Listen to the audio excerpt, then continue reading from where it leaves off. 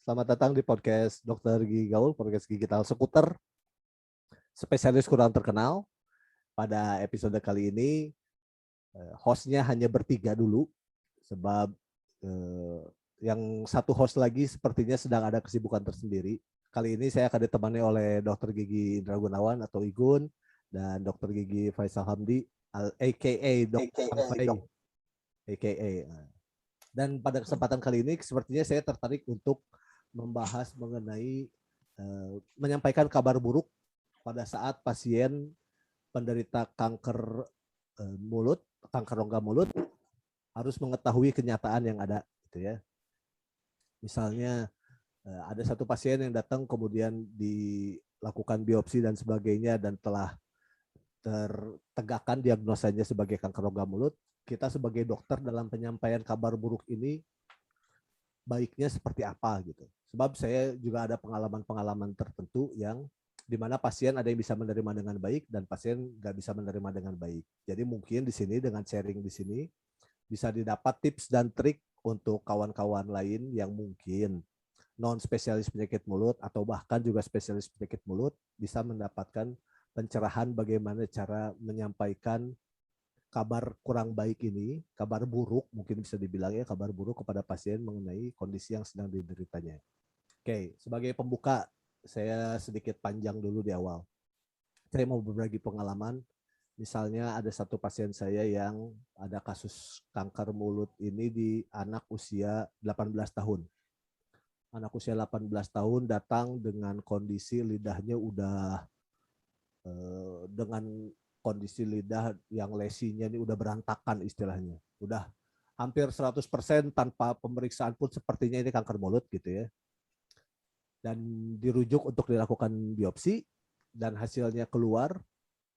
Hal yang paling sulit itu yang saya rasakan adalah bukan memberitahu si pasiennya justru tetapi memberitahu orang tuanya.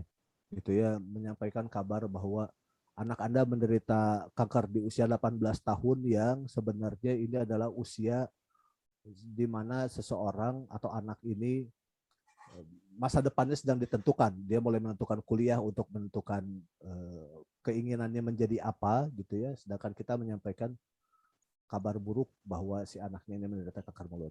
Nah, biasanya kalau saya sih menyampaikan kabar buruk ini kadang dibagi menjadi dua sesi. Menjadi dua sesi ini, satu sesi khusus untuk memberitahu pasien, satu sesi lagi untuk memberitahu keluarga pasien. Dalam artian, kadang ada beberapa pasien yang saya temui yang nggak mau keluarganya tahu dulu tentang kabar buruk ini, gitu ya.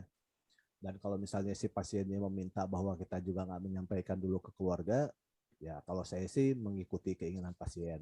Tetapi bagusnya mungkin kita coba dengar dari host-host yang lain ini, dari Kang Igun dan Kang Fai ini, mengenai delivering bad news kepada pasien mengenai kanker mulut yang dideritanya.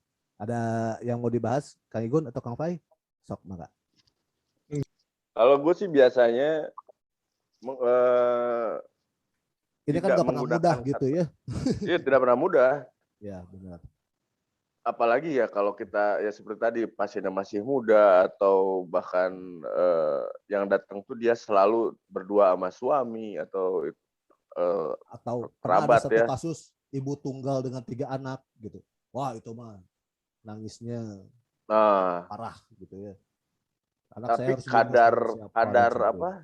Kadar kadar pemberitaannya kan sama aja jadinya ya. Maksudnya ya ini adalah berita buruk gitu buat mereka. Ya. Nggak bisa menjadi berita yang baik. Nggak bisa Gitu. jadi berita yang menyenangkan gitu loh. Nah, benar. Nah, biasanya yang kalau gue lakuin sih menggunakan apa ya kata-kata yang tidak terdengar terlalu ngeri lah, tidak terlalu menyeramkan. Kenapa gue pakai kata-kata tersebut? Karena yang gue istilahnya persiapkan adalah agar mereka masih memiliki semangat untuk melakukan terapi berikutnya. Contohnya gimana? Contohnya Contohnya, penggunaan gue kata-katanya. menghindari kata-kata kanker. Oke. Jadi gue biasa menggunakan kata-kata tumor. Sebab Oh. selama ini Sama. yang gua rasain Terdengar lebih halus pasien gitu. itu beda. Mereka beda tanggapannya kalau gue bilang ini adalah kanker, langsung wah mukanya langsung pucat, langsung wah, bahkan Langsung kadang nangis di disorientasi. tempat gitu. Benar. Tapi kalau dibilang tumor, padahal tumor ganas ya kayak kanker juga itu. Tapi Sama efek aja. psikologis ke mereka masih mendengarkan gitu. Dan dengan mengganti gaya kata-kata diksinya ya. dan Bagus, mereka bagus, masih bagus. mau tuh akhirnya untuk mendengarkan kemungkinan perawatan lanjutannya seperti apa. Bahkan untuk perawatan yang bisa dibilang menyeramkan lah, misalnya di biopsi, di eksisi gitu, di eksisi biopsi diambil. Potong gitu ya. Itu ya mereka masih mendengarkan. Ya banget itu kalau orang ngomong ini kanker gitu. Tak langsung ada nangis di tempat tuh. Iya. Dan kadang-kadang kalau kita salah menyampaikan, salah dalam tanda kutip gitu ya, yang terlalu frontal menyampaikan, kadang pasien jadi nggak mau melakukan tindakan terapi lanjutan untuk perawatannya gitu ya. Entah mau di kemo, entah mau di radio, entah mau di surgery atau di bedah, dipotong gitu, potong-potongan. Kadang nggak mau malah makin mempersingkat ininya ya. Ya memperburuk prognosa lah. Kemungkinan bertahan hidupnya. Dan kemungkinan bertahan hidup memang udah kecil juga buat kanker mulut. Soalnya mulut kan vital buat makan gitu ya. Begitu udah nggak bisa digunakan untuk mengunyah makanan atau dipakai untuk mengkonsumsi sesuatu, nggak ada yang masuk ke tubuh, daya tahan tubuh drop, langsung ini. Memang rata-rata. Dan lucunya biasanya pasien datang itu setelah mereka mengalami keluhan gangguan makan. Ya, betul. Saat mereka masih bisa makan itu pasien nggak datang gitu. Nanti kalau udah mulai kerasa dia udah susah nelan, dia gigit sudah mulai kegigit daerah lukanya dan perih misalnya, itu baru mereka datang ke kita. Ya, maksudnya untuk beberapa kasus pasien gue juga datangnya keluhannya bukan karena sakit, karena susah bicara, susah makan. Antara dua tuh aja. Sakitnya malah hampir gak dikeluhkan gitu. Ada sakit gak? Enggak sih dok, biasa aja. Coba ngomong, nggak heak aja. Saya ngomong aja. Gitu kan, aduh, nggak tega gitu ya sebenarnya. Dan langsung kepikiran, aduh, gue harus menyampaikan kabar buruk nih gitu. Itu sesuatu yang sangat benar. Gue juga nggak tega yang pertama kali. Gitu. Gue nggak tega yang pertama kali. Gimana? Ya, pada saat pengalaman gimana? Pak, saya cuma sekali nggak teganya pada saat pertama kali menemukan kasus itu. Jadi waktu itu rujukan dari sejawat di rumah sakit yang sama. Pasien datang bleeding, oke, dia datang sekali, tapi dijelaskan dari awal, memang diferensial diagnosa bandingnya itu ada keganasan. Saya nggak pernah bilang tumor, saya nggak pernah bilang kanker, tapi saya bilang itu keganasan. Oke, istilahnya dipakai keganasan gitu ya. Ya mungkin lebih halus, cuma kalau memang itu, tapi biasanya kan pasien seperti itu datang dengan pendamping. Jarang sekali pasien datang sendirian. Nah, biasanya saya cuma melihat, oke, sekali datang ganasan, kita lihat perkembangannya 1 minggu, ternyata tidak berubah, baru ngobrol dengan keluarganya untuk pemeriksaan lebih lanjut. Jadi waktu itu masih belum berani biopsi, kalau sekarang udah berani biopsi itu udah lebih enak karena dasarnya ini ada gitu. Cuma kalau dulu pertama kali enggak. Jadi saya cuma memberikan amplop tertutup. Memberikan amplop tertutup untuk dirujuk ke onkolog waktu itu di rumah sakit itu lain. Di amplopnya ada keterangan menderita kankernya gitu. Ada. Dugaannya ada. Speknya pasti ditulis lah, nggak mungkin dirujukkan. Di situ yang saya belajar ternyata apa? Emang harus jujur, harus kasih tahu. Julid, jujur walau sulit. Iya, kalau sekarang begini, biasanya sering tuh pasien datang saya sering gini, oke, mari kita sama-sama buka handphone kita. Karena biasanya pasien di Jakarta itu datang dengan membawa diagnosis penyakit macam-macam dari Google. Sama aja di sini juga, Kalimantan pun Ya. sama. Oke, Kita artinya kan buka begini. handphone, nyalakan center, kita ayunkan di udara. Itu yang saya bilang ke pasien saya gini.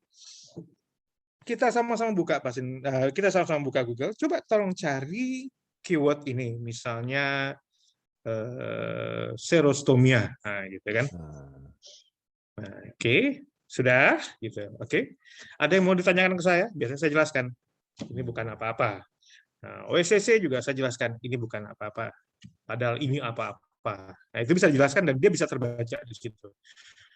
Nah, itu pada saat belum diopsi, belum berani melakukan biopsi, saya seperti itu. Jadi sedih. Jadi memang terbawa ke suasana pasien sampai waktu itu apa ya? Mobilnya itu buat parkir, saya kontak security, nggak boleh bayar. Urusan gua.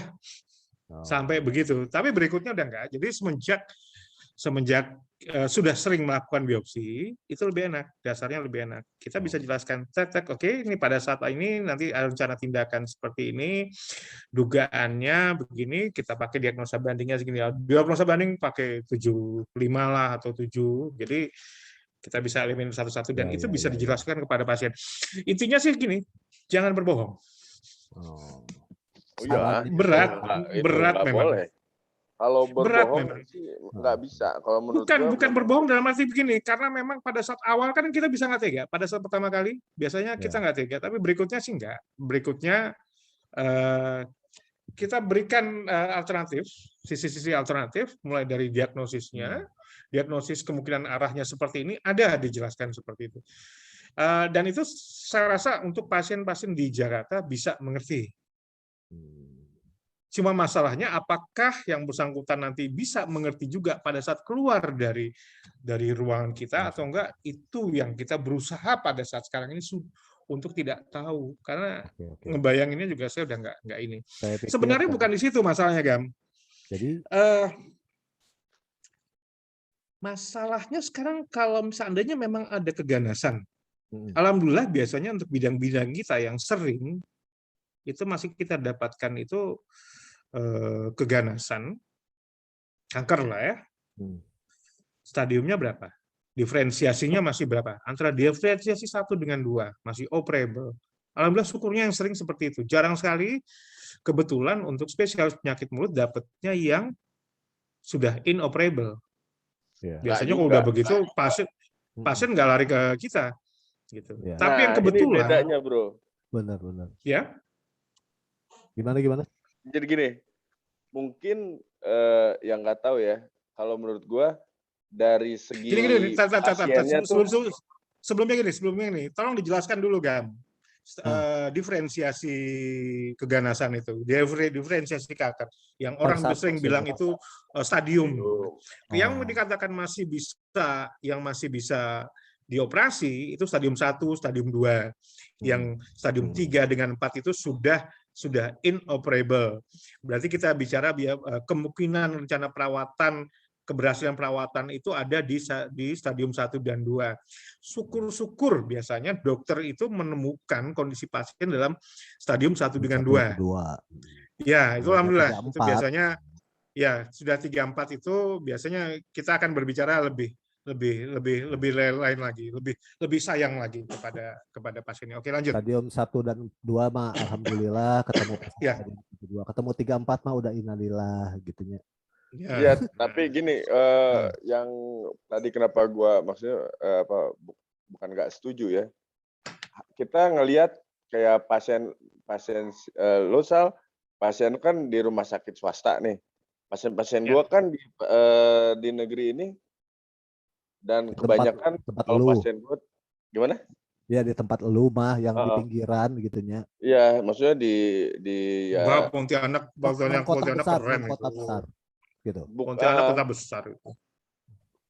Maksudnya gini, tempat kerja itu kalau gua kerja di swasta, beda nih si tipikal pasien yang datangnya juga gitu, ngerti nggak? Oh iya. Gitu loh. Makanya gue dari bilang tingkat pendidikan, tingkat pemahaman, tingkat penerimaan gitu ya. pasien yang datang ke gue malahan hampir, ya gue bisa bilang 90% lah, itu sudah minimal di stadium 3 dan udah mulai ada ya efek-efek metastasenya gitu. Entah Oke. itu metastase ke jaringan Benar. yang jauh atau ke jaringan yang dekat. Benar. Dan Kesadaran buat datang ke dokternya teh masih kurang di betul, stadium awal betul, gitu ya. betul. Benar. Bahkan ya mungkin dari tingkat pendidikan juga mempengaruhi ya masalah kecepatan atau kesigapan seseorang dalam menilai Ini akan yang diomongin kan melakukan. kanker lidah ya? Ya, Enggak, lidah. kanker Kanker mulut, lidah ya? kanker mulut, mulut. Ya, Kanker mulut mulut. dan lidah Kanker lah. mulut kanker mulut kalau kanker lidah itu yang sering terjadi kan karena si ini nih. Si gigi yang Ya, faktor risikonya lebih yang banyak. Ya, salah satunya yang gigi yang menjadi itu lubang, gigi yang tajam, dia betul. gesek-gesek terus, dia bisa ini. Cuma kalau yang di yang di daerah yang tidak bersentuhan dengan gigi akan beda lagi nanti ceritanya gitu. Iya, Iya. benar. Lanjut. Kayak pasien-pasien gue tuh ada yang di dorsal kalau di lidah, ada di palatum gitu loh.